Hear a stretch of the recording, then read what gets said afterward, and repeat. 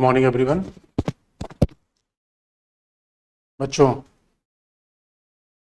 कल हमने बताया था आपको न्यायिक सक्रियता का संबंध आधारभूत ढांचे के साथ कैसा है, यानी केशवानंद भारतीवाद।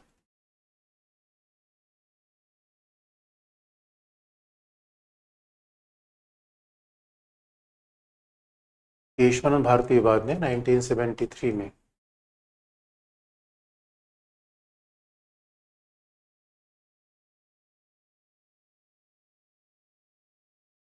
केशवानंद भारती केस में 1973 में क्या कहा और क्यों इससे न्यायिक सक्रियता की बात होती है। तो बच्चों, पहली बार हमारे संविधान में आधारभूत ढांचे की कोई बात नहीं है, लेकिन केशवानंद भारतीवाद ने पहली बार आधारभूत ढांचे की बात कही। First time the principle of basic structure was propounded by Keshavananda Bharati case. पहली बार आधारभूत ढांचे की बात कही। संविधान में आधारभूत ढांचा तो है नहीं। अच्छा, केशवानंद भारतीवाद ने परिभाषित नहीं किया कि आधारभूत ढांचा है क्या, तो संविधान में तो है ही नहीं है। केशवानंद भारतीवाद में इसे परिभाषित नहीं किया गया। सुप्रीम कोर्ट डिडंट डिफाइन, इसे परिभाषित नहीं किया कि आधारभूत ढांचा क्या है। Supreme court didn't define.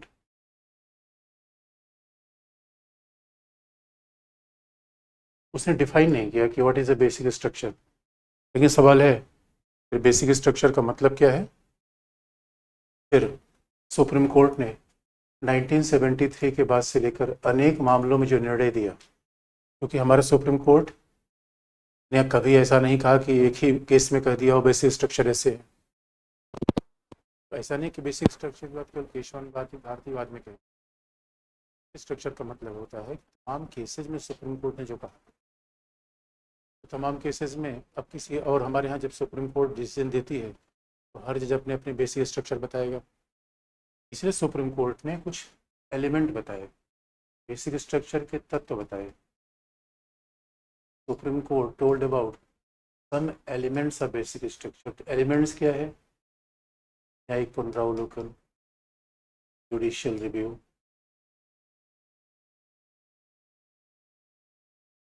ये जुडिशियल रिव्यूज का एलिमेंट है। एलिमेंट क्या है? न्यायिक स्वतंत्रता, judicial independence, judicial independence.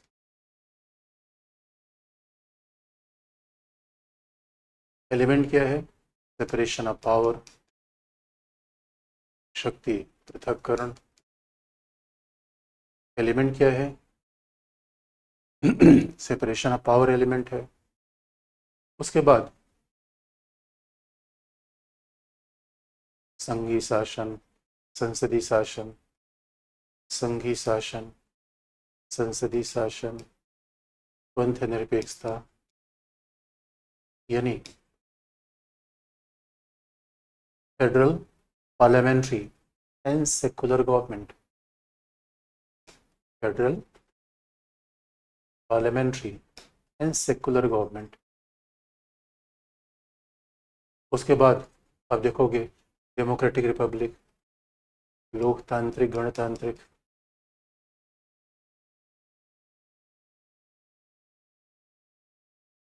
Democratic Republic ये भी बेसिक स्ट्रक्चर का एलिमेंट है। डेमोक्रेटिक रिपब्लिक, तो आप देखोगे अब इतना ही नहीं, सुप्रीम कोर्ट ने तब ये भी कह दिया है कि बेसिक स्ट्रक्चर का एलिमेंट क्या है। आर्टिकल 32, 226 और आर्टिकल 368। तो बेसिक स्ट्रक्चर का एलिमेंट क्या है? Article 32, 226 and 368। ये भी बेसिक स्ट्रक्चर है। मूल अधिकार निदेशक तत्व के बीच समन्वय भी बेसिक स्ट्रक्चर है। और कुल मिला के बेसिक स्ट्रक्चर क्या है, उच्चतम न्यायालय कल कुछ भी बता सकती है क्योंकि ये तो परिभाषित करने का अधिकार सुप्रीम कोर्ट का है। अब आप कहोगे सर ये बताओ इससे फिर न्यायिक सक्रियता कैसे जुड़ी हुई है। अगर ये बेसिक स्ट्रक्चर है तो इससे जुडिशियल एक्टिविज्म कैसे जुड़ा हुआ है? तो बच्चों देखो, इससे न्यायिक सक्रियता कैसे जुड़ी हुई है, इससे जुडिशियल एक्टिविज्म कैसे जुड़ा हुआ है, क्योंकि इससे न्यायिक सक्रियता कैसे जुड़ी हुई है, क्योंकि जैसे बेसिक स्ट्रक्चर की थियरी उच्चतम न्यायालय ने दी, जैसे बेसिक स्ट्रक्चर की थियरी दी, उसने क्या कह दिया, अब इनका संविधान संशोधन नहीं हो सकता।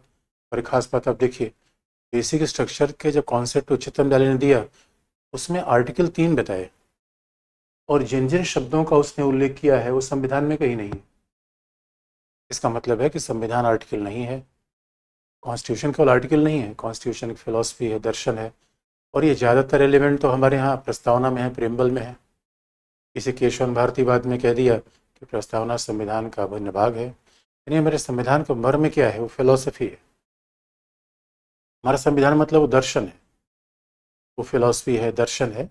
वो केवल कागज का टुकड़ा नहीं है, वो केवल आर्टिकल का संग्रह नहीं है। ये खास बात है। और इसीलिए आप देखोगे, अब इसका फर्क कहाँ पड़ा है कि संसद संशोधन कर सकती है, संसद किसी भी चीज का संशोधन कर सकती है, आधारभूत ढांचे का नहीं। इसका मतलब है ये न्यायिक सक्रियता कैसे आई, how it result into judicial activism. तो न्यायिक सक्रियता कैसे आई,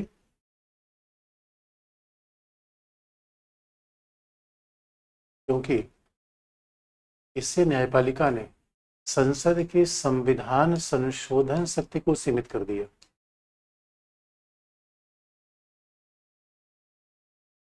संविधान संशोधन शक्ति को सीमित कर दिया, जो कि संसद को 368 में मिला हुआ है। तो सुप्रीम कोर्ट ने क्या किया, limiting the amendment power of the parliament. तो अमेंडिंग पावर ऑफ पार्लियामेंट को, limiting amending power of parliament, power of parliament is a restricted और लिमिटेड।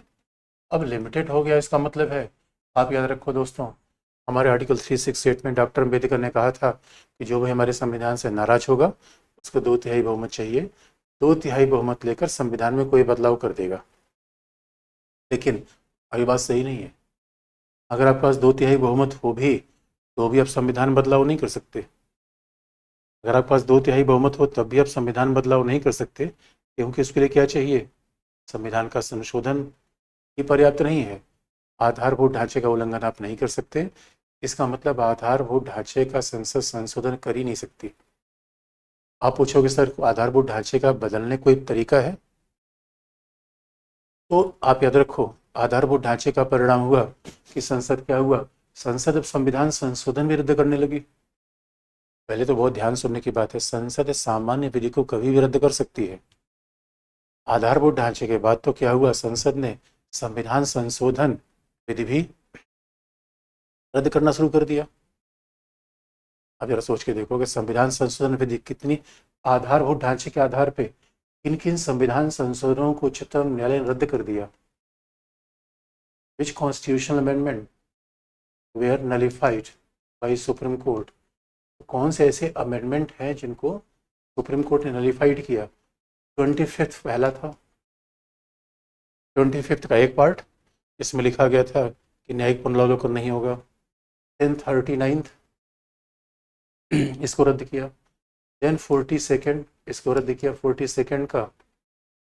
42nd के क्लॉज 368 के क्लॉज 4 और 5 को रद्द किया। देन इट इज लेटेस्ट में 99th अमेंडमेंट एनजेसी जिससे आया, उसको रद्द कर दिया। ये जुडिशियल एक्टिविज्म का, तो जुडिशियल एक्टिविज्म ही तो है। यानी आज की डेट में उच्चतम न्यायालय किसी भी संविधान संशोधन को भी रद्द कर सकती है। भाई कॉन्स्टिट्यूशनल अमेंडमेंट होना, ऑर्डिनरी लॉ बनाना, दोनों बातें अलग अलग हैं। अब सिटीजनशिप अमेंडमेंट एक्ट को रद्द कर दिया न्यायालय तो इतनी बड़ी बात नहीं है, क्योंकि पार्लियामेंट्री लॉ है। कॉन्स्टिट्यूशनल अमेंडमेंट एक्ट को रद्द कर दे बहुत बहुत बड़ी बात है, क्योंकि यहाँ पे संविधान ने का संशोधन एक स्पेशल तरीके से हुआ है, 368 में उसको पावर है ये।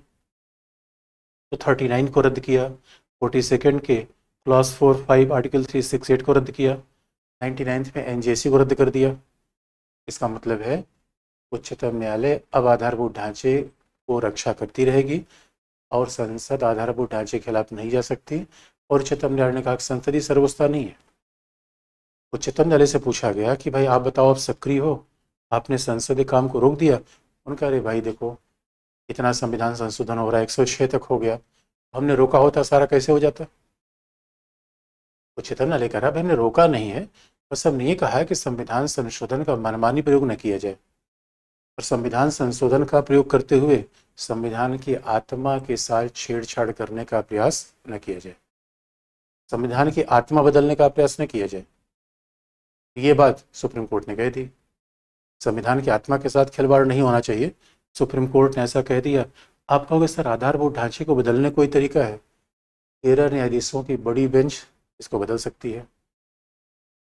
अगर 13 न्यायाधीशों से बड़ी बेंच गठन कर दिया जिसको बदल देगी, लेकिन 50 साल में तो ऐसा नहीं हुआ। फिर आप कहोगे सर कोई विषय नई शेड्यूल में शामिल कर दिया जाए तो क्या आधारभूत ढांचे का उल्लंघन हो सकता है? उत्तर है नहीं। नई शेड्यूल में भी शामिल करके आधारभूत ढांचे का उल्लंघन आप नहीं कर सकते, क्योंकि सुप्रीम कोर्ट ने कह रखा है कि आधारभूत ढांचे का उल्लंघन हम नहीं होने देंगे। इसलिए न्यायिक सक्रियता का विवाद आया। लेकिन आप जानते हो सुप्रीम कोर्ट से पूछा गया कि आप जुडिशली, आप न्यायिक रूप में सक्रिय हो? सुप्रीम कोर्ट ने कहा भाई नहीं, न्यायिक रूप में सक्रिय नहीं है, क्योंकि हम ना काम कर रहे हैं। तो सुप्रीम कोर्ट से कहा गया कि काम कैसे कर रहे हो? सुप्रीम कोर्ट ने कहा भाई संविधान की व्याख्या की जैसी थोड़ी करेंगे, समय के साथ संविधान की व्याख्या बदल जाएगी, क्योंकि संविधान की स्पिरिट देखना है, हमें संविधान की भावना को देखना है, केवल शब्दों को थोड़ी देखना है। अब दोस्तों भावना तो अलग अलग लोगों को अलग अलग दिखेगी। इसलिए सुप्रीम कोर्ट का एक केस लैंडमार्क हो गया, जहाँ से पहली बार आई कि सुप्रीम कोर्ट ने कहा कि हम संविधान की भावना को देखेंगे, संविधान की फिलॉसफी देखेंगे, संविधान के शब्द नहीं देखेंगे। अब सवाल है कि संविधान की फिलॉसफी कौन देखेगा? और बड़ा इंटरेस्टिंग पार्ट ये है, केशवानंद भारतीवाद में इसे पॉपुलर तरीके से फंडामेंटल राइट केस भी कहा जाता है। इसका लोकप्रिय नाम था फंडामेंटल राइट्स केस। और इसी केशवानंद भारतीवाद में ये बड़ी इंटरेस्टिंग बात थी, सुप्रीम कोर्ट ने ये कह दिया था कि फंडामेंटल राइट का संशोधन हो सकता है, आधारभूत ढांचे का नहीं। बट ध्यान सुनने की बात है बच्चों, फंडामेंटल राइट्स का संशोधन हो सकता है, आधारभूत ढांचे का नहीं। आज आप पूछोगे सर क्या वाकई सभी फंडामेंटल राइट का संशोधन हो सकता है?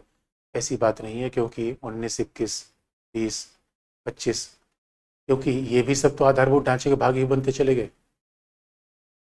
लेकिन 73 में तो उच्चतम न्यायालय ने कह दिया था हमें संविधान मूल अधिकार को संशोधित कर दिया, हमें उसमें समस्या नहीं है, आधारभूत ढांचे को संशोधित करने की आवश्यकता नहीं, उसको संशोधित मत करिए, ऐसा उच्चतम न्यायालय ने कह दिया। उच्चतम न्यायालय ने ऐसा विचार दिया।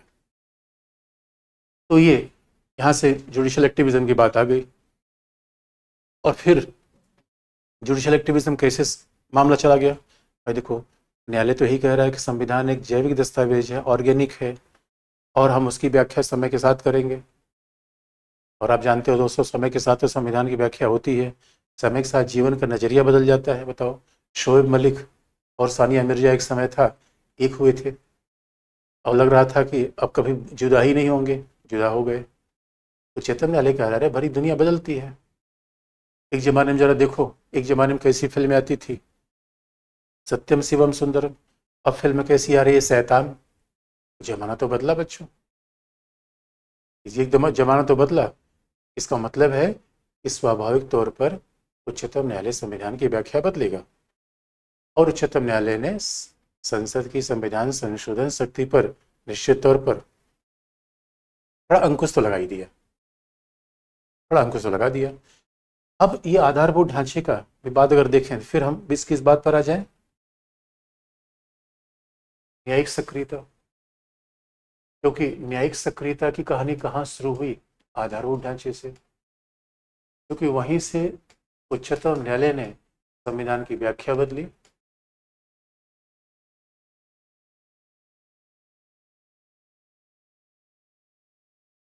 तो पहली मामला शुरू हुआ केशवानंद भारतीवाद से, जो हमने आपको बता दिया।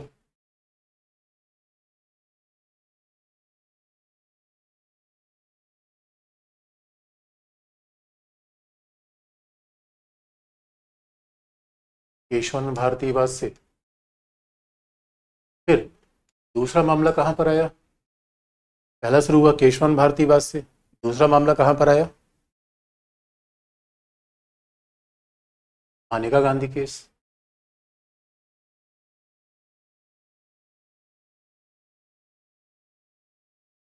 नाइनटीन 78। दूसरा केस आया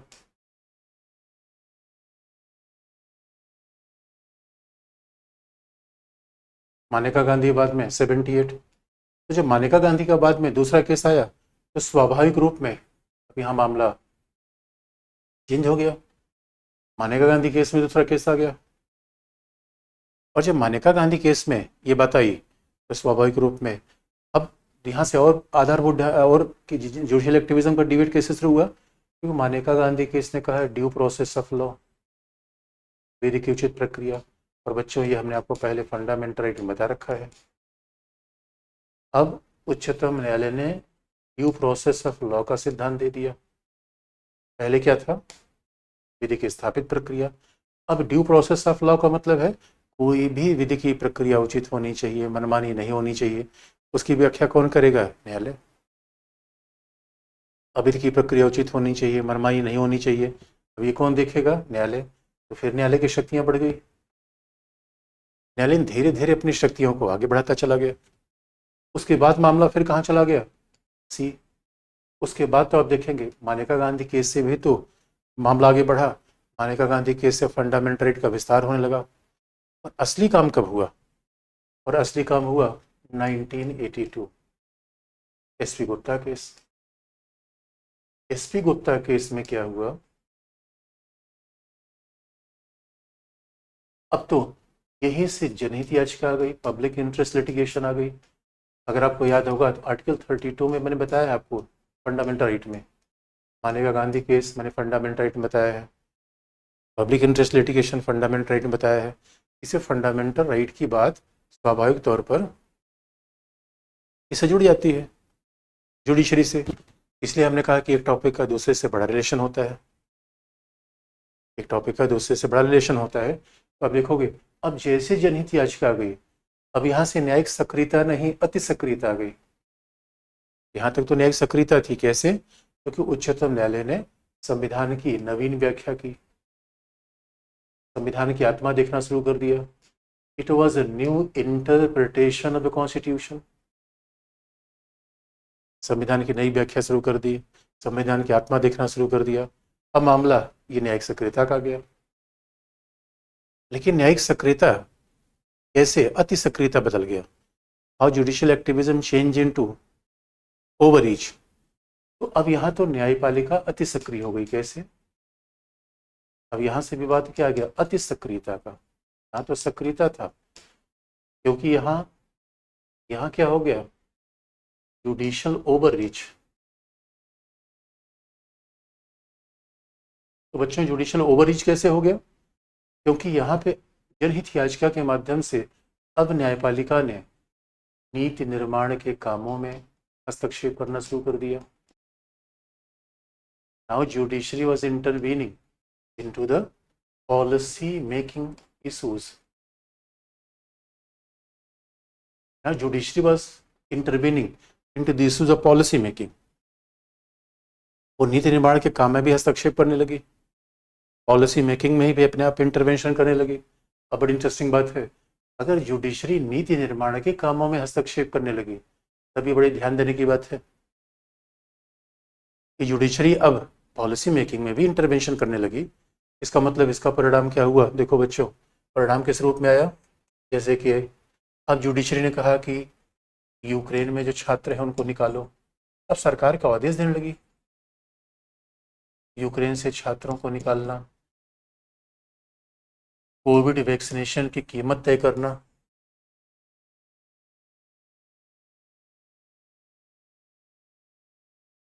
कोविड वैक्सीन की प्राइसिंग तय करना, कीमत तय करना। अब तो मामला यहाँ तक आने लगा, यूक्रेन से छात्रों को निकालना, कोविड वैक्सीनेशन की प्राइस फिक्स करना। अभी सब तो पॉलिसी मैटर है। फिर तो उच्चतम न्यायालय ने यह भी पूछ दिया कि डिमोनेटाइजेशन कैसे किया। बात याद रखना बच्चों, जहाँ तक उच्चतम न्यायालय संविधान की व्याख्या कर रहा है वो है न्यायिक सक्रियता। जहाँ मूल अधिकार की रक्षा करेगा, जहाँ संविधान की व्याख्या करेगा, वो जुडिशियल एक्टिविज्म। और अति सक्रियता मतलब है न्यायपालिका कार्यपालिका की भूमिका में आने का प्रयास कर रही है। ये बहुत बड़ी बात है। अब दोस्तों, अगर न्यायपालिका ही कहेगी कि कैसे यूक्रेन, अरे भाई यूक्रेन के छात्रों को लाना सरकार काम है। अब जहाज तैयार करना, दूसरे से बातचीत करना, वहाँ भेजना, अब इसमें न्यायपालिका को हस्तक्षेप करने की क्या जरूरत थी? कोविड में कितना कीमत होगा, नहीं होगा, सेंट्रल विस्टा बनेगा नहीं बनेगा, चार धाम परियोजना बनेगी नहीं बनेगी। इसलिए न्यायपालिका ने जब पॉलिसी मेकिंग में हस्तक्षेप करना शुरू कर दिया, इसे अति सक्रियता कहा गया। और ये सारा मामला शुरू हुआ जनहित याचिका से। इसे जनहित याचिका से जुडिशियल एक्टिविज्म शुरू नहीं हुआ, जुडिशियल एक्टिविज्म का नया फेज आ गया। जनहित याचिका से जुडिशियल एक्टिविज्म नहीं शुरू हुआ, जनहित याचिका के कारण जुडिशियल एक्टिविज्म का नया स्वरूप आ गया। तो जिस लोगों ने कह दिया कि ये तो ओवर एक्टिविज्म था या जुडिशियल ओवर रीच था। लेकिन अगर आप जुडिशरी से पूछो कि क्या वाकई आप सक्रिय हो, क्या वाकई आप हस्तक्षेप कर रहे हो, तो बच्चों देखो, जुडिशरी का आर्गूमेंट अलग है, जुडिशरी का आर्गूमेंट अलग है। अच्छा, अब जरा सा देखो जुडिशरी का आर्गूमेंट क्या है। अब सरकार कहती है भाई आप तो सक्रिय हो गए, आपने संविधान के संशोधन को रोक दिया, आपने तो जीवन के अधिकार की व्याख्या करनी शुरू कर दी, अब आप सामाजिक न्याय भी कर रहे हो, तो आप शक्तिमान हो गए हो क्या? ये थेनोस हो गए हो? अब जुडिशरी तो ऐसे देख रही है शक्तिमान के रूप में आ गई है। अब सेपरेशन ऑफ पावर है, विधायक का काम अलग, कार्यपालिका काम अलग, न्यायपालिका का काम अलग। तो परंपरागत रूप में न्यायपालिका काम क्या? झगड़ा हल करना। झगड़ा हल करते करते न्यायपालिका शक्तिमान के रूप में आने लगी। हाँ, और स्वाभाविक रूप में अब कह रही पार्टी में कितना पार्टी को चंदा दिया उसका भी साथ दिया जाए। तो लोगों ने कहा कि सक्रियता है, लेकिन न्यायपालिका के तर्क देखो। न्यायपालिका कहते सक्रियता नहीं है, इस देश में विधि का शासन है।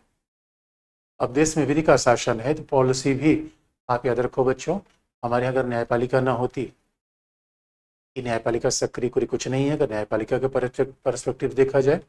अब मान लो 2G में 2G का आवंटन किया गया था, 2G का आवंटन किया गया। अब आवंटन करने वाला मामला तो पॉलिसी का विषय है, आवंटन का मामला पॉलिसी का विषय है। लेकिन आप देखते हो कि अगर सरकार पॉलिसी में के मामले में काम करेगी तो ऐसा थोड़ी है कि केवल अपने लोगों को सारा ठेका दे देगी। इसलिए बच्चों, हमारे से हमेशा रूल ऑफ लॉ होना चाहिए पॉलिसी मेकिंग में भी। अब ये नहीं कोई सरकार हो गई तो जो मर्जी हो, कोयला किसी को दे दे, लोहा किसी को दे दे, उसका प्रक्रिया होनी चाहिए, वो देखे कौन? न्यायपालिका। इसलिए हमारे यहाँ न्यायपालिका सक्रिय नहीं है, बल्कि न्यायपालिका रूल ऑफ लॉ को बनाए रखने का सबसे बड़ा माध्यम है।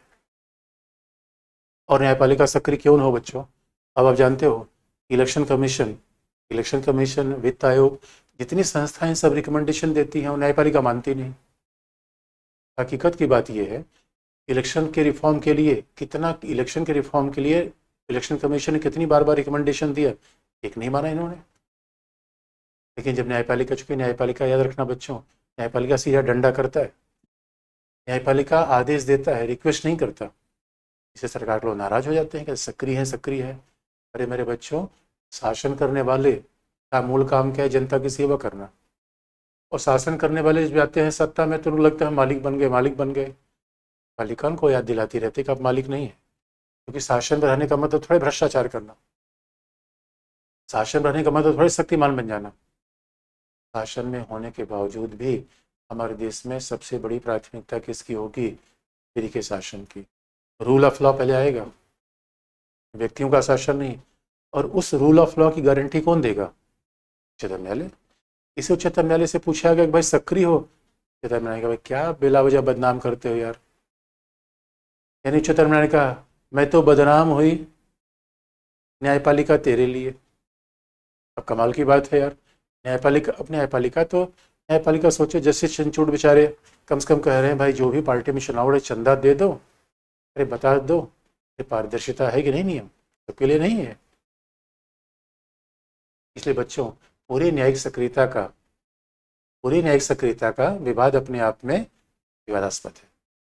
तो न्यायपालिका करें हम तो संविधान की रक्षा करें, मूल अधिकार की रक्षा करें, बताओ भाई, हम तो विधि के शासन की बात कर रहे हैं।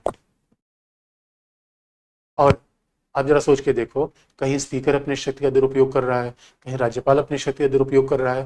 अब न्यायपालिका अगर ना हो तो फिर तो पता चला कि शासन करने वाले लोग मनमानी करना शुरू कर देंगे, शासन करने वाले लोग मनमानी करना शुरू कर देंगे। इसे न्यायपालिका कहना है कि नहीं भाई हम सक्रिय नहीं है, आलोचकों कहना है वो सक्रिय है।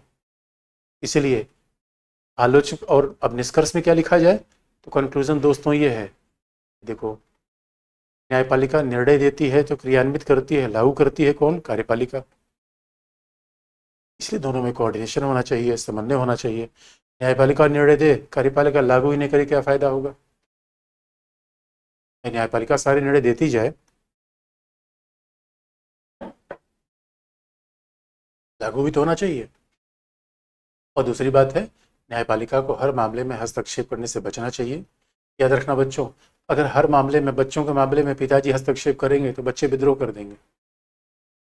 अब ये नहीं कि हर मामले में ही न्यायपालिका कहे ये ऑर्डर ऑर्डर ऑर्डर, क्योंकि बच्चों हकीकत की बात है, प्रशासन चलाने की जिम्मेदारी सरकार की है। सरकार को पता है कितना रोकड़ा है, हमारे पास पैसा है कि नहीं है। अब न्यायपालिका तो ऐसे कह देगी कि हाँ सीएनजी बस चला दो, यहाँ इलेक्ट्रिक बस चला दो। अरे भैया सरकार को पता है कि अठन्नी चवन्नी है कि नहीं जेब में, बस ही चला दो, इलेक्ट्रिक बस चला दो। ऐसा लगता है कि सरकार के पास अलादीन का चिराग है, ऐसे ऐसे छू देगी और सामाजिक न्याय हो जाएगा। इसीलिए बीच का रास्ता है, समन्वय सामंजस्य होना चाहिए। न्यायपालिका को अलार्म क्लॉक की तरह काम करना चाहिए, हमेशा टिक टिक करने वाली घड़ी की तरह नहीं। कई बार होता नहीं कि कई बार एक एक पिल्ला था, पपी था, बहुत पे पे कर रहा था। एक बंदर था, पेड़ पे चढ़ा हुआ था, बंदर ने उसके क्या किया, कान पकड़ के पप्पी को ऊपर उठा लिया, ऊपर से छोड़ दिया, नीचे गिरा बंदर और पपी भाग गया। उसके बाद उसने चिल्लाना बंद कर दिया। इसीलिए ये कही जाती है बात कि यार वैसा वैसा व्यवहार जुडिशरी ने करे कि हमेशा ही कुछ न कुछ चिल्ला रही है। इसी के साथ दोस्तों, न्यायिक सक्रियता और न्यायिक पुनरावलोकन की बात को इस तरीके से भी हम देख सकते हैं कि इसी बात को ऐसे लिखें, कंपैरिजन कर दें। तो न्यायिक पुनरावलोकन क्या है,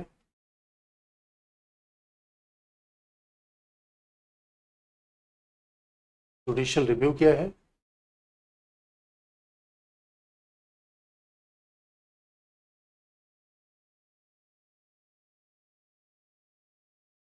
न्यायपालिका के द्वारा विधायिका और कार्यपालिका के कार्यों की जांच।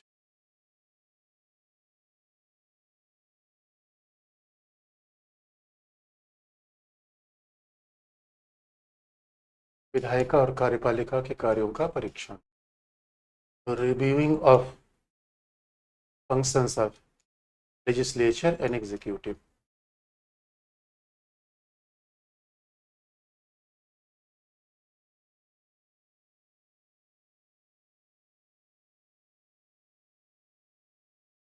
लेजिस्लेचर एंड एग्जीक्यूटिव,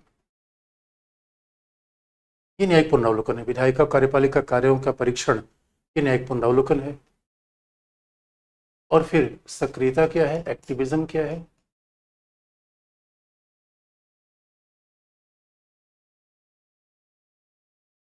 और एक्टिविज्म क्या है, एक्टिविज्म क्या है कि विधायिका एवं कार्यपालिका के कार्यों में हस्तक्षेप।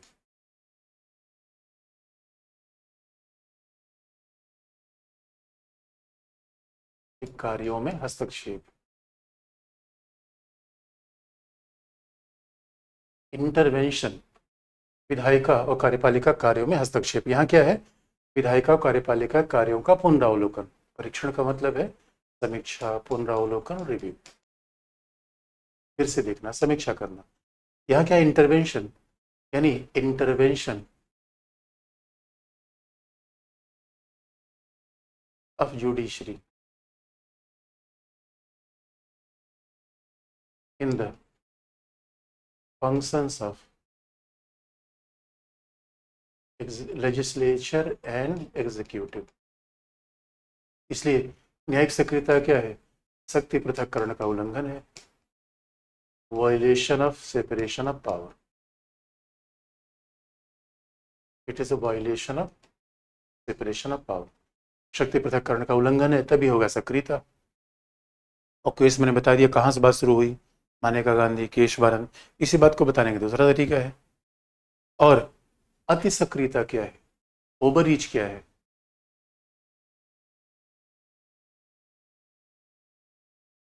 What is over reach? न्यायपालिका का नीति निर्माण कार्यों में हस्तक्षेप।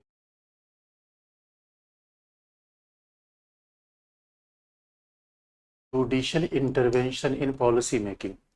यहाँ पे क्या हो रहा है कि विधायिका कार्यपालिका कार्यों में हस्तक्षेप, लेकिन जो संविधान में है, पॉलिसी मेकिंग की बात नहीं हो रही है। यहाँ संविधान की नई व्याख्या, भाई संविधान संशोधन को रोक देना, न्यायाधीशों की नियुक्ति में हस्तक्षेप कर देना, तो ये संविधान वाली बात है। लेकिन यहाँ क्या है, नीति निर्माण में हस्तक्षेप, intervention in policy making.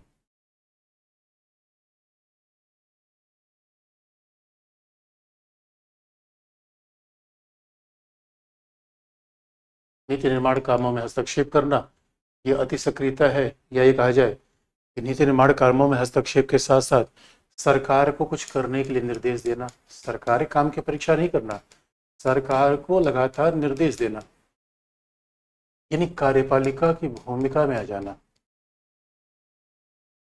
Judiciary becomes like an executive, कार्यपालिका की भूमिका का निर्वाह। तो judiciary becomes like an executive, ये अति सक्रियता है, ये बेसिक अंतर है। और तीनों में अंतर तो बिल्कुल, तीनों में बिल्कुल बेसिक ही अंतर है। किसी ने हमको अगर किसी को पॉलिटिक्स समझ में नहीं आ रही तो एक बार मेरी किताब पढ़ लेना बच्चों, एकदम समझ में आ जाएगी, चिंता मत करना।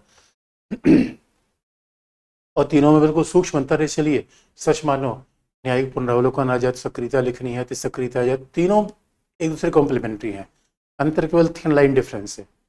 और हमने कहा कि जैसे किताब वगैरह में सब लिखा भी गया अच्छे से कि सक्रियता क्या है, तिसक्रियता क्या है, कुछ एग्जाम्पल नए आ सकते हैं। तो आप जरा सोच के देखो, अब जरा सोच के देखो। अच्छा क्वेश्चन अभी बाद में लेंगे, क्वेश्चन पे एक बार बेसिक बात बता दें। अभी न्यायिक सक्रियता तिसक्रियता है। अब जरा हम एक दूसरी बात देख लें, अधिकरण क्या है? अधिकरण क्या है? अब अधिकरण का मतलब है कि जरा देखो ट्रिब्यूनल क्या है। अब जरा ट्रिब्यूनल हम देख लें, अब न्यायपालिका के साथ साथ ट्रिब्यूनल जरा देख लें, तब वो न्यायपालिका का फिर चैप्टर खत्म होगा। क्योंकि अभी तो केवल हमने न्यायपालिका देखा, अब जरा देखा ट्रिब्यूनल, अधिकरण। तो अधिकरण का अलग टॉपिक आपको बनाना है, अलग शीर्षक बनाना है। इसका मतलब है कि अच्छा कभी लिखने में आ जाए इसको, तो आप अलग अलग टॉपिक में लिख सकते हो, अलग अलग फिर पॉइंट वाइज भी लिख सकते हो। और जब भी लिखो तो केसेस के नाम थोड़ा दे देना इस तरीके से भाई। और कहा भी जाता है कि जो 93 में जो कॉलेजियम सिस्टम आया वो भी तो एक प्रकार की न्यायिक सक्रियता, अति सक्रियता है। क्योंकि स्वाभाविक रूप में जजेस का काम क्या था, जजेस का काम जज को अपॉइंटमेंट करना थोड़ी है। अब जज ही जज को अपॉइंट करेगा तो ये भी एक तरीके से एक्टिविज्म है, सेपरेशन ऑफ पावर का उल्लंघन है। लेकिन जुडिशरी क्यों हस्तक्षेप करती है? क्योंकि स्वाभाविक तौर पर कहीं ना कहीं सरकारी कामों में समस्या होती है, सरकार शक्ति का उल्लंघन करती है, फिर ऐसा होता है। अब जरा देखो बच्चों, अब जरा हम अधिकरण आपको बता दें, what is judiciary and what is tribunal. अधिकरण आपको बता दें, एक है न्यायालय,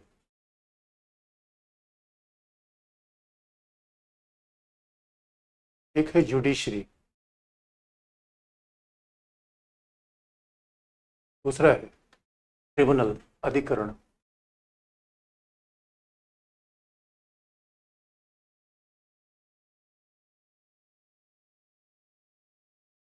ट्रिब्यूनल या अधिकरण, एक खास बात है, एक है जुडिशरी, दूसरा है ट्रिब्यूनल। अब अगर जुडिशरी की बात आप करोगे तो जुडिशरी में क्या आता है? जुडिशरी में क्या आता है? इसका मतलब जिसमें केवल न्यायाधीश होते हैं। Judiciary's is only comprises of जजेस। वैसे उच्चतम न्यायालय उच्च न्यायालय के जजेस को जस्टिस कहा जाता है, जबकि अधिकरण का मतलब होता है जिसमें न्यायाधीश के साथ विशेषज्ञ भी हों। Even apart from judges, there are judges plus expert.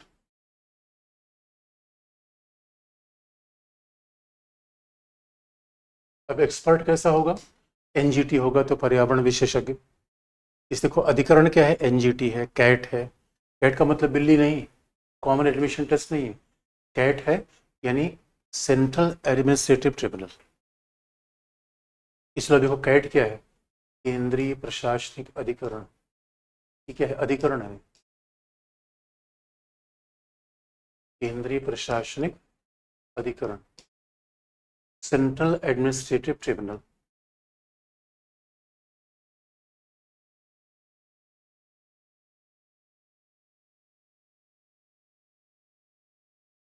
Central administrative tribunal. CAT क्या है? ये इसमें जजेस भी हैं, आईएएस ऑफिसर भी हैं, तो केवल न्यायाधीश ही नहीं होंगे, वो अधिकरण होगा। इसे अधिकरण क्या है? एक अर्ध न्यायिक संस्था है। मतलब कैट, कैट का मतलब क्यों बनाया गया है?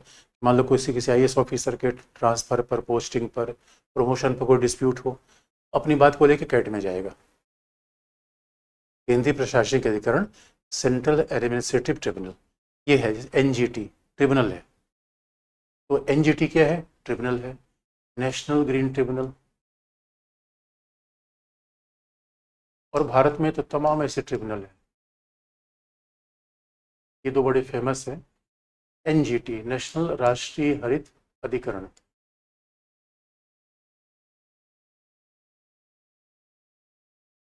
राष्ट्रीय हरित अधिकरण, एनजीटी। जबकि न्यायालय में क्या होते हैं? केवल न्यायाधीश होते हैं, ओनली जजेस। और न्यायाधीश का मतलब क्या है? उच्चतम न्यायालय, हाई कोर्ट, डिस्ट्रिक्ट कोर्ट, ये है न्यायालय। जबकि ये है अधिकरण। तो अधिकरण में जज भी होगा और प्रशासनिक अधिकारी होगा, क्योंकि अधिकरण का निर्माण ही इसलिए किया गया है कि भाई अब देखो नए नए झगड़े आ गए, अब पर्यावरण का सारा मामला जज नहीं जानता। अच्छी बात है, पर्यावरण के मामले को हल करने के लिए किसको ले लिया जाए? जो पर्यावरण विशेषज्ञ है। अब आईएएस अधिकारियों को ट्रांसफर पोस्टिंग का विवाद है और सारा जज कैसे समझेगा? इसलिए अच्छा क्या है कि एक आईएएस ऑफिसर को भी ले लिया जाए। इसलिए कहा जाता है कि ट्रिब्यूनल हमेशा एक्सपर्ट और जजेस दोनों को मिला के बनता है, जबकि जुडिशरी किसको मिला के बनती है? केवल जज को मिला के बनती है। तो, तो आपको याद दिला दें, अब ये ट्रिब्यूनल है। इतना ही नहीं, न्यायपालिका में क्या होता है? प्रक्रिया का बड़ा महत्व है, प्रोसीजर्स कान बी बाईपास्ड। न्यायपालिका में प्रोसीजर्स आर वेरी इंपॉर्टेंट। लेकिन अधिकरण में क्या होता है? प्रक्रिया का महत्व नहीं है। यहाँ क्या होता है? प्राकृतिक न्याय के सिद्धांत का प्रयोग होता है, प्रक्रिया नहीं, परिणाम। It depends upon principle of natural justice. यहाँ प्राकृतिक न्याय के सिद्धांत का प्रयोग होता है, that is depend upon principle of natural justice. ये प्रक्रिया कुछ है ही नहीं है, ये सीधा हमारे परिणाम को निपटाना है। इसलिए अब न्यायपालिका की समस्या क्या है? तारीख पे तारीख। भाई अधिकरण आया क्यों? जरा सोच के देखो दोस्तों, एक ज़माने में क्या हमने सोचा था कि झगड़ा किराएदार मकान मालिक के बीच झगड़ा होगा? आज टैक्स पेयर का झगड़ा है, पर्यावरण का झगड़ा है। ये जैसे जैसे सोसाइटी कॉम्प्लेक्स होती है, झगड़े के नेचर बदलते हैं। अब हर मामला कोर्ट तो सुलझा नहीं पाएगा। देखो कोर्ट के सामने मामले पेंडिंग हो रहे हैं, बहुत सारे मामले जा रहे हैं। इसलिए हमें पता चला कि भाई कुछ ऐसे एक्सपर्ट बॉडीज़ बनाई जाए जो इन मामलों को स्वतंत्र रूप में सुलझा पाए। तब ट्रिब्यूनल की आवश्यकता हुई। तो ट्रिब्यूनल बना ही इसीलिए कि ऐसे मामलों को हल करने के लिए क्या की जाए? एक स्पेशलाइज इंस्टीट्यूशन बना दिया जाए। और एक खास बात है, जुडिशरी सारे मामलों को देखती है, न्यायपालिका में सभी विवाद आते हैं। Judiciary entertain every dispute।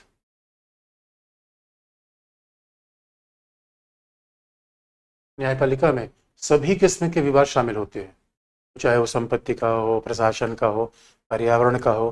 तो भले अब ये समस्या न्यायपालिका की है ही है, लेकिन ट्रिब्यूनल केवल विशेषज्ञता होता है, ट्रिब्यूनल के पास विशेषज्ञता होती है, ये विशेषज्ञ होते हैं। Tribunals are specialised.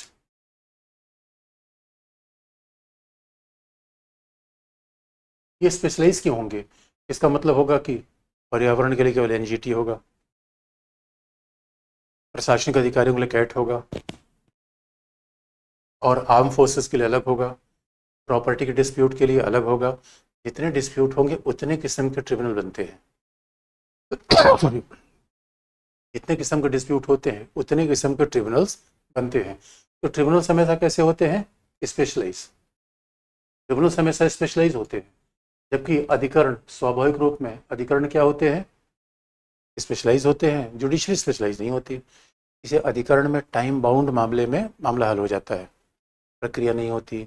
आप आराम से जाइए, मामला हल हो जाएगा। एनजीटी में जाना हो तो 1000 रुपये का अप्लीकेशन दीजिए, पहुंच जाइए। सुप्रीम कोर्ट में जाना होगा, हाई कोर्ट में जाना होगा, कपिल सिब्बल के पास जाइए। कपिल सिब्बल के पास आप जाएंगे और 10-20 लाख रुपए देंगे, तब तो आपके मामले की सुनवाई होगी, फिर तारीख पे तारीख चलती जाएगी। इसलिए आप याद रखो, ये अधिकरण क्या कहलाते हैं? अर्ध न्यायिक संस्थाएं। It is a quasi judicial body.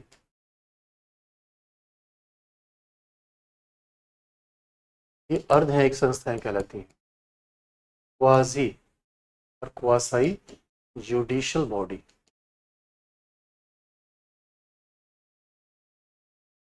ये अर्ध न्यायिक क्यों? क्योंकि इसमें जज होगा, लेकिन स्वाभाविक रूप में उसके साथ एक्सपर्ट भी होगा।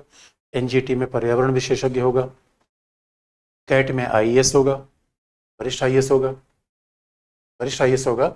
इसलिए दोस्तों हमने अधिकरण की स्थापना की, और इसलिए अधिकरण न्यायालय में अंतर है। फिर आप कहोगे सर ये बताओ, अगर अधिकरण ही सारे बनाते जाएंगे तो न्यायालय की भूमिका खत्म नहीं होगी? कई बार लोग आपत्ति करते हैं कि भाई अधिकरण बनाते जाओगे फिर तो न्यायालय की भूमिका खत्म होगी। लेकिन ऐसा नहीं है बच्चों। देखो, सेपरेशन ऑफ पावर तो है, कई लोग आलोचना इसकी करते हैं, आलोचना आपको बता देंगे भी। अब सवाल आप पूछोगे अधिकरण का विचार सर आया कैसे? इसलिए आज की डेट में आप देखते होंगे हर क्षेत्र में अधिकरण। एक बार तो ऐसा मामला हुआ कि कुछ हवाई जहाज वाले थे, हवाई जहाज वालों के ऊपर एक आदमी ने कंप्लेन कर दिया, भाई जितने हवाई जहाज वाले हैं सब ये अपना जो वॉशरूम है ऊपर खोल देते हैं, इसीलिए सब ऊपर से बह के नीचे आता है। कभी आपको एकदम धूप वगैरह हो और कुछ ऊपर से नीचे गिर पानी वानी गिर जाए तो मत समझना भगवान ने कोई प्रसाद दिया है। तो एनजीटी में शिकायत कर दी गई कि भाई ऐसा हो रहा है क्या, आप लोग एयरलाइन कॉकपिट ऊपर खोल दे रहे हो। अरे नहीं, ऐसा नहीं हो सकता। नहीं, एनजीटी में हम आसानी से शिकायत कर सकते हैं। अब यही मामला उच्चतम न्यायालय में लेके जाओगे तो प्रॉब्लम आएगी। इसलिए एनजीटी हमने क्या बनाया कि भाई देखो आजकल का प्रशासन, आजकल देखो दुनिया जैसे जैसे झगड़े अलग बढ़े, विवाद के सब स्वरूप अलग अलग आ गए। विवाद का स्वरूप अलग अलग आ गए तो थोड़ा मामला हल करने का अलग तरीका होना चाहिए। इसलिए हमने अधिकरण की बात की। अब सवाल है अधिकरण आए कहाँ से? तो अधिकरण का मतलब है कैट, अधिकरण का मतलब एनजीटी, राष्ट्रीय हरित अधिकरण, कैट। और हमारे यहाँ आज के डेट में कम से कम 50 अधिकरण है हर क्षेत्र में। आप देखते हो जल के विवाद को हल करने के लिए अलग अधिकरण, सेना के मामले को डिसिप्लिन बनाया अलग अधिकरण, रियल एस्टेट के लिए अलग, साइबर क्राइम के लिए अलग अधिकरण। आज के दिन में अधिकरण की भरमार है। अधिकरण का मतलब है कॉकटेल है ये बच्चों, ये कॉकटेल है, रिमिक्सिंग है। आजकल जो रिमिक्सिंग का जमाना है, अब लता मंगेशकर ने जो सॉन्ग गाया था उसी को आजकल कोई मॉडर्न सिंगर गा देता है तो रिमिक्सिंग हो जाता है। वैसे अधिकरण क्या है? आधा न्यायपालिका आधा प्रशासन। अभी ऐसा रिमिक्सिंग किया क्यों गया? क्योंकि स्वाभाविक आज के देखो देखो उदारीकरण की दुनिया है, 5G का जमाना है, हर चीज़ तेजी से होनी चाहिए। अब पता चला कि न्यायपालिका में जा रहे हो, अटक गए 5 साल। तो न्यायपालिका के बजाय क्यों ना मामले को थोड़ा और आगे बढ़ावा दिया जाए। अब जरा देखो, अब जरा अब देखो। अच्छा, किसी बच्चे से संध्या ने पूछा है क्लियर नहीं हो रहा है।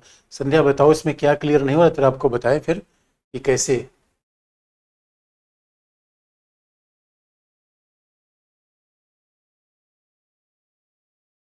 तो व्हाट इज बेसिक? अच्छा, प्रियांशी ने पूछा है व्हाट इज बेसिक। अरे प्रियांशी, अरे किसी ने, अच्छा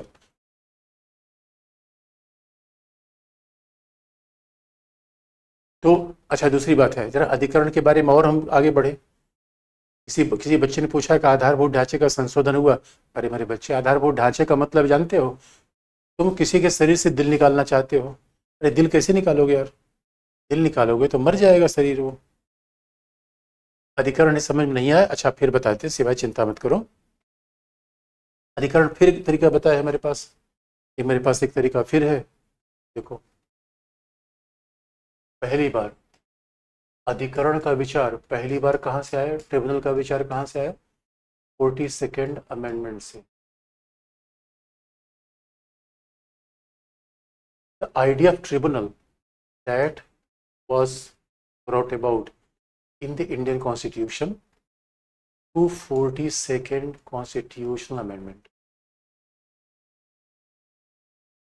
अब यहां से आया एन आर्टिकल 323A से पहली बार जोड़ा गया और 323B, इसी से अधिकरण की बात आई। 323A में कैट की बात की गई और 323B में बाकी अधिकरण की बात की गई। इसका मतलब है कि हमारे यहाँ पहली बार 42nd, अच्छा किसी बच्चे अधिकरण में कितने सदस्य होते हैं ऐसा निश्चित नहीं बच्चे, अधिकरण में तो डिपेंड करेगा कौन सा अधिकरण है। तो सदस्य के पीछे मत जाओ कि अभी नेचर को देखो, भाई सदस्य हमारे यहाँ पता नहीं अधिकरण 50 तो है, तो 50 अधिकरण में किसके किसके मेंबर आप गिनोगे? अधिकरण का विचार पहली बार 42nd अमेंडमेंट से आया, लेकिन उसमें इसमें दिया गया था, कैट की बात दी गई थी, इसमें अन्य अधिकरण की बात की गई थी, अदर अदर ट्रिब्यूनल्स। अब अदर का मतलब है टैक्स से संबंधित, इंपोर्ट एक्सपोर्ट, और संयोग की बात है इलेक्शन के बारे में भी अधिकरण की बात, इलेक्शन के बारे में भी अधिकरण की बात दी गई थी। आज तक इलेक्शन के बारे में कोई अधिकरण नहीं बना, इसे निर्वाचन के विवाद बहुत जल्दी हल नहीं होते, निर्वाचन के बाद आज भी बहुत लंबे समय तक अटके रहते हैं। तो इसलिए आप देखोगे कि आर्टिकल 323B में अन्य अधिकरण की बात है, जबकि 323A में क्या है? एक्ट। उसके बाद, लेकिन उसके बाद एनजीटी, आप कहोगे उसके बाद संविधान में क्या आया? अच्छा किसी बच्चे ने प्राकृतिक न्याय, ये प्राकृतिक न्याय का मतलब मैंने कई बार बताया है, जो कहीं लिखा पढ़ा ना हो बच्चों, दंड उतना दोगे जितना अपराध किया गया हो, सुनवाई के बाद दंड दोगे, और किसी व्यक्ति को दंड ज़्यादा नहीं दोगे, और दंड देने वाले व्यक्ति अधिकारी होगा। यही प्राकृतिक न्याय है। कई बार मैंने इस बात को उल्लेख किया है, तो मेरे बच्चे पुरानी बात सब भूलते जाते हैं। जो फंडामेंटल राइट पहले बताया, उसमें लगता है कि सब भूल जा रहे हैं। अब आप देखो बाकी एनजीटी वगैरह सब बाद में आ गया, एनजीटी 2010 में आया, बाकी के साथ सब आते चले गए। तो देखो जब अधिकरण की बात हम करते हैं, ट्रिब्यूनल अधिकरण है क्या? अधिकरण का मतलब है एक अर्धन्यायिक संस्था, ट्रिब्यूनल मीन्स अर्धन्यायिक आधा। तो अर्धन्यायिक का मतलब क्या होता है? एक क्वासी जुडिशियल बॉडी होगी, क्योंकि अब क्वासी जुडिशियल बॉडी इसलिए होगी कि क्योंकि जो अधिकरण में मेंबर होंगे वो एक तो न्यायिक होंगे, एक तो न्यायाधीश होता है, एक तो जज होता है। अब आप नंबर के पीछे मत पड़ो। दूसरा, अब मान लो कैट होगा तो एक आईएएस होगा, ये अधिकरण बन जाएगा। अब देखोगे न्यायपालिका में कभी जज हित होता है, और न्यायपालिका में केवल आईपीसी सीआरपीसी प्रक्रिया चलती है, इससे मामला लंबित होता है। और इसमें न्यायाधीश होगा, आईएएस होगा। यह है कैट, ये केंद्रीय प्रशासनिक अधिकरण है। जब आप एनजीटी की बात करोगे, राष्ट्रीय हरित अधिकरण, यानी ये बना क्यों गया है? जिससे कि पर्यावरण की रक्षा की जा सके। जैसे कि अगर कोई पर्यावरण के आसपास में कोई प्रदूषण हो रहा है, तो नेशनल ग्रीन ट्रिब्यूनल, आसपास में कोई प्रदूषण हो रहा है तो उसे क्या करो, आप सीधे एनजीटी को लिख दो, भाई हमारे आसपास नदी गंदी हो रही है, और एनजीटी में शिकायत कर दो। एनजीटी इस बात को सुनेगी। इसमें पर्यावरण विशेषज्ञ होते हैं, इन्वायरमेंटलिस्ट होते हैं,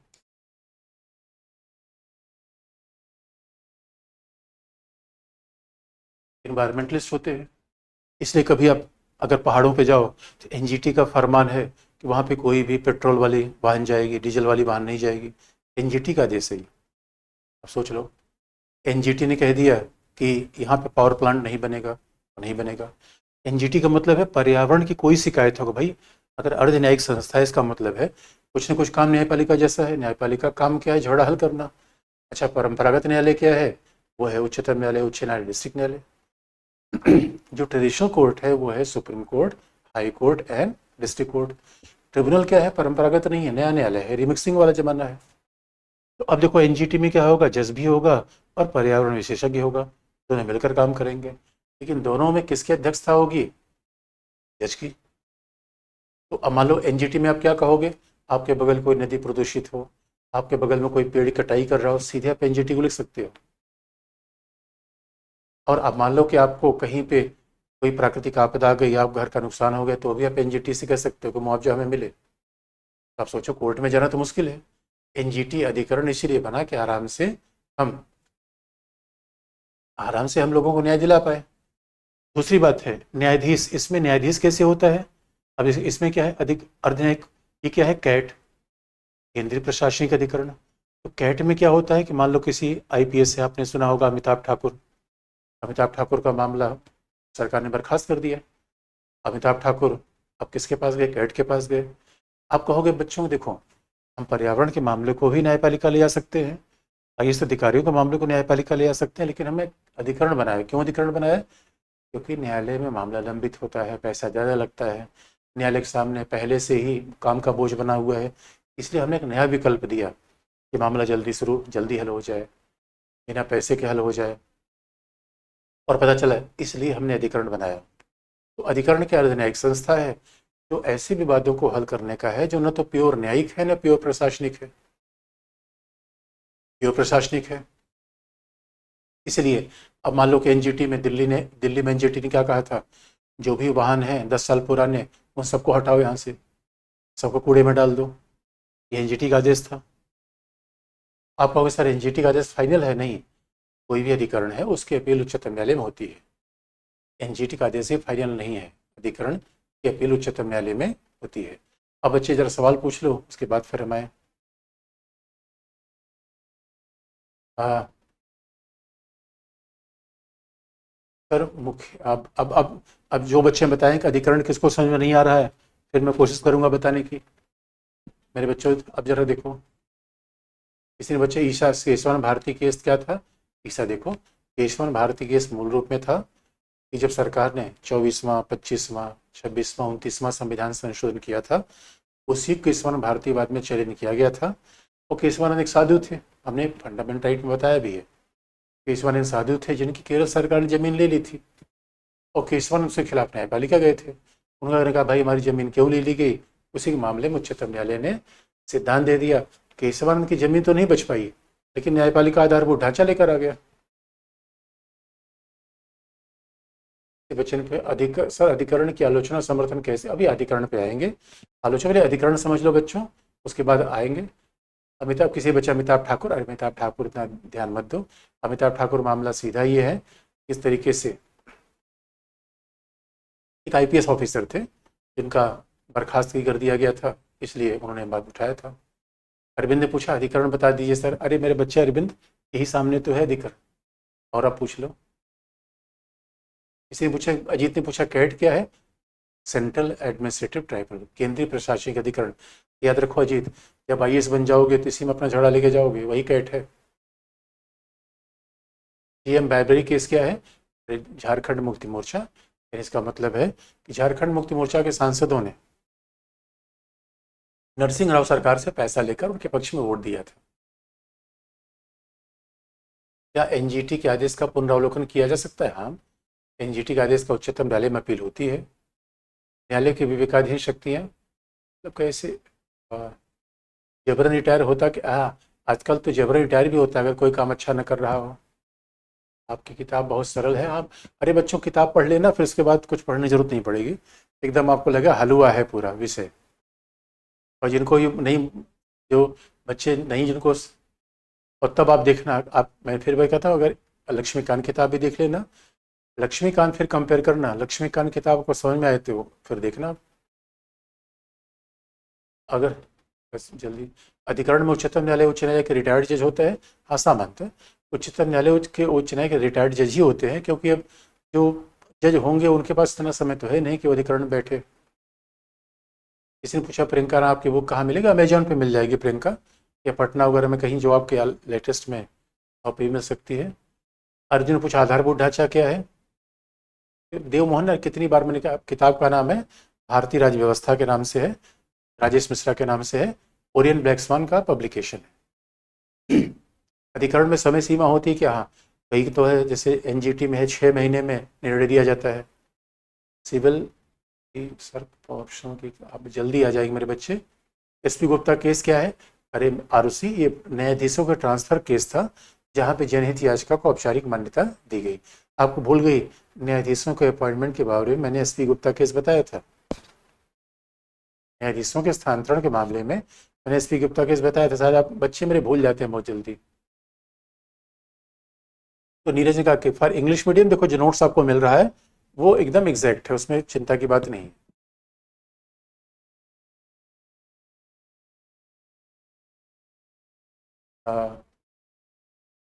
ट्रिब्यूनल के फैसले के सामने अपील उच्चतम न्यायालय में होती है। आधारभूत ढांचा क्या है? अर्जुन ने पूछा है। देखो बच्चे, आधारभूत ढांचा क्या है? संविधान के वो मूल तत्व, संविधान की वो आत्मा जिसका उल्लंघन करने पर यह माना जाएगा कि संविधान हमने उलट पुलट दिया, वही आधारभूत ढांचा है। अब आधारभूत ढांचा मतलब बिल्डिंग है। अरे कोई बिल्डिंग की पिलर थोड़ी हटा दोगे, जिससे बिल्डिंग की पिलर है वैसे संविधान के पिलर है, ये आधारभूत ढांचा है। ये संविधान के पिलर है, संविधान की आत्मा है। तो अगर मान लो किसी बिल्डिंग में दरवाजा खिड़की बदल सकते हो ना, अब कोई कहा जाए ना ना सर अब मकान का पिलर ही चेंज कर दीजिए, तो पिलर नहीं चेंज करोगे, उस मकान को आप गिरा दोगे। इसे आप देख, जैसे कार में इंजन होता है, इंजन थोड़ी निकालोगे बच्चों, वैसे ही संविधान का बेसिक स्ट्रक्चर ये है। लेकिन आप कहोगे सर इतना ही है, नहीं, आने वाले समय में उच्चतम न्यायालय इसको और बढ़ा सकता है। और बेसिक स्ट्रक्चर का मतलब है जिसे संविधान संशोधन नहीं कर सकता है, इसका मतलब है इसे चाह के भी आप संशोधन नहीं कर सकते, हटा नहीं सकते, यही है बेसिक स्ट्रक्चर। लेकिन आप पूछोगे कि क्या किसी आर्टिकल में है, तो बच्चों इसी संविधान फिलोसफी आर्टिकल तो 3 ही बताया, 32 और 226, 368।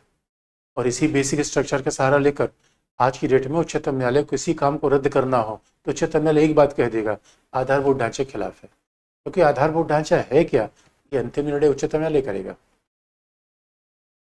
किसी बच्चे ने कितना और क्लास लगेगा? अरे मेरे बच्चों तो खत्म ही, न्यायपालिका खत्म होने को है, उसके बाद क्या होगा? उसके बाद सीधे हम कर देंगे पंचायती राज।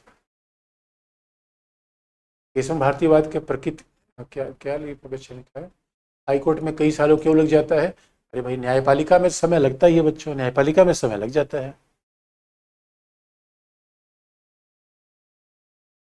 ट्रिब्यूनल का फैसला सुप्रीम कोर्ट के लिए बाध्य है? नहीं नहीं नहीं नहीं नहीं, ट्रिब्यूनल के फैसले को सुप्रीम कोर्ट चेंज कर सकती है दोस्तों, हमारे सुप्रीम कोर्ट से बड़ी कोई कोर्ट नहीं है। ट्रिब्यूनल का फैसला भी सुप्रीम कोर्ट पड़ जाता है। और अभी हम आगे बताएंगे कैसे ट्रिब्यूनल, अभी ट्रिब्यूनल को हमने बीच में भी आपके सवाल आते हैं, किसी का यूजीसी के लिए नेट के लिए पढ़ाते हैं। हाँ बच्चों, अरे पोल साइंस पढ़ लो यार, यूसी नेट सब हो जाता है, प्रोफेसर यूसी नेट सब अपने आप हो जाता है। की पॉइंट्स फॉर प्रीलिम्स, अरे नीरज देखो मेरे बच्चे, सब की पॉइंट्स से बता रहा हूँ, एक एक बात को अच्छे से याद रखो, हो जाएगा। फंडामेंटल राइट्स भी बेसिक स्ट्रक्चर में आता है मेरे बच्चों। देखो केशवानंद भारतीवाद ने नहीं कहा था, लेकिन आज की डेट में केशवानंद भारतीवाद तो नहीं कहा था, लेकिन आज की डेट में कुछ फंडामेंटल राइट बेसिक स्ट्रक्चर में आएंगे। क्योंकि आप देखोगे 19, 21, 25, 32 भी अपने आप में बेसिक स्ट्रक्चर में। 25 क्यों? क्योंकि पंथ निरपेक्षता बेसिक स्ट्रक्चर है। निजता का अधिकार 21 में, 21 बेसिक स्ट्रक्चर है। 19 के बिना रिपब्लिक डेमोक्रेटिक हो नहीं सकता, तो 19 बेसिक स्ट्रक्चर है। 14, 14 को तो उच्चतम न्यायालय ने कहा भी है कि विधि के समक्ष समानता, विधि का शासन बेसिक स्ट्रक्चर है। 14 हो गया, 19 हो गया, 21, 25 और 32, ये समझ लो फंडामेंटल राइट की वो पार्ट है जो बेसिक स्ट्रक्चर है। किसी बच्चे ने पूछा फास्ट ट्रैक कोर्ट क्या है? अरे मेरे बच्चे, वही डिस्ट्रिक्ट कोर्ट है, जब उस पर वही देखो, जैसे हमारे यहाँ जो ट्रेन चलती है, जो फास्ट ट्रेन चलती है वही उसी पटरी पे चलती है, और जो पैसेंजर ट्रेन चलती है वही उसी पटरी पे चलती है। लेकिन वो फास्ट कैसे बन जाती है? स्वाभाविक तौर पर जब वो बिना रुके चलती है, फास्ट फास्ट बन गई। ऐसे ही जब वही कोर्ट होता है जब उसमें कोई एडजमेंट नहीं होता, स्थगन नहीं होता, तब क्या हो जाता है? फास्ट ट्रैक कोर्ट हो जाता है। रूल एंड लॉ में डिफरेंस क्या है? अरे मेरे बच्चे, लॉ को इम्प्लीमेंट करने के लिए रूल बनाए जाते हैं। 24 है या उच्च न्यायालय की संख्या कितनी है मेरे बच्चों? अभी तो मेरे बच्चे ज़्यादा अच्छे तरीके से जानते होंगे न्यायपालिका के लिए। अब ये देखो बच्चों, अधिकरण की जरूरत क्यों पड़ी? अरे सिवाय, अरे क्यों जरूरत पड़ी? झगड़े नए आ गए। क्यों जरूरत पड़ी? न्यायपालिका के सामने काम का बोझ बढ़ गया। क्यों जरूरत पड़ी? आज नया शहरीकरण आ गया। तो सही बात है, हाईकोर्ट तो 25 है। देखो हमारे बच्चे फैक्ट कितना अच्छा बताते हैं। अब बस ये फैक्ट को भी थोड़ा विचारों के साथ भी जोड़ के रखना है तो काम बन जाएगा। तुम्हारे बच्चे सोचो कितने होशियार हैं, कितने बुद्धिमान बच्चे हैं ये। ट्रिब्यूनल सेंटर स्टेट दोनों के लिए होता है, हाँ। सेंटर का अलग होता है, स्टेट का अलग होता है। कैट का मतलब है सेंट्रल, सेट का मतलब है ट्रिब्यूनल, सेट का मतलब है स्टेट। ट्रिब्यूनल के द्वारा दिए गए निर्णय सुप्रीम कोर्ट जा सकते हैं? बिल्कुल जा सकते हैं। ट्रिब्यूनल के द्वारा दिए गए निर्णय में सुप्रीम कोर्ट जा सकते हैं। उच्चतम न्यायालय के आदेश का सरकार उल्लंघन कर सकती है? नहीं दोस्तों, उच्चतम न्यायालय के आदेश को सरकार मानती है। ये सरकार बड़ी होशियार है, कई कई तरीके से इधर उधर बहाने बना देगी। सरकार बहाने बना देगी कि ये सर उच्चतम न्यायालय कहेगा वो जाके वहाँ देख के आओ, सरकार कह देगी पानी बरस रहा है कैसे जाके देख के, बड़े बड़े उसमें लूप होल होते हैं। अब जल्दी क्लास खत्म होने वाली बच्चों। अब देखो कुल मिला के पंचायती राज बचा है, इसके बाद पंचायत न्यायपालिका के बाद पंचायती राज बता देंगे। इसलिए आर्टिकल, आर्टिकल और एक्ट में क्या डिफरेंस है? आर्टिकल संविधान का पार्ट है, एक्ट मतलब संसदीय विधि है। आई आईआर का पढ़ा बस। इसी के बाद जैसे पॉलिटी खत्म हो गया आईआर शुरू हो जाएगा। अधिकरण में कोई ऐसा केस है जो पॉपुलर हो? हमने कहा दिल्ली वाला था, जो मोटर वाहन का मामला था। अधिकरण कानून बनाकर लागू कर सकते हैं क्या? अरे नहीं बच्चों, अधिकरण कानून कैसे बनाएगा? अधिकरण क्या है?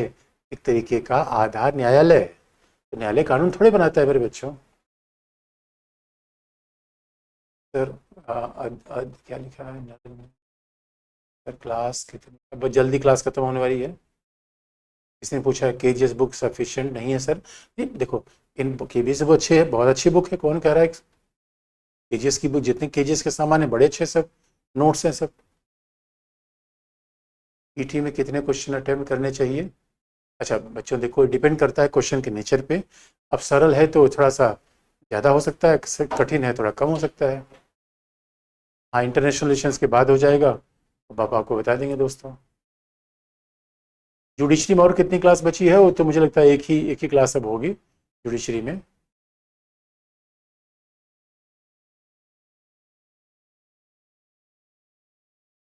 अच्छा कुछ बच्चे करें, अरे मेरे बच्चों अब देखो आयोग वगैरह तो गवर्नेंस में पढ़ लेना आप।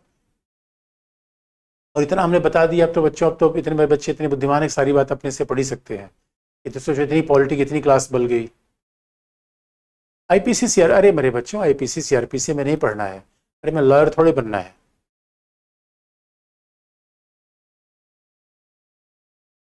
किसी न्यायिक विधायन, अरे न्यायिक विधायन, देखो सचिन न्यायिक विधान एक तरीके का क्रिटिज्म है, एक आलोचना है कि न्यायपालिका विधि का निर्माण करती है।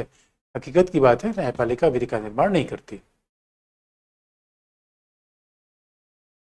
जैसे हाई कोर्ट में सालों क्यों लगता है? अरे मेरे बच्चों इतने मामले आते हैं, जज कम है, केस पे केस चले आ रहा है, तो इसलिए ज़्यादा लगती है।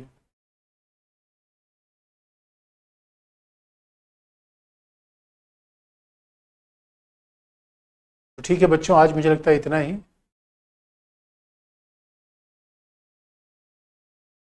बाकी कल आपको फिर बाकी अगली क्लास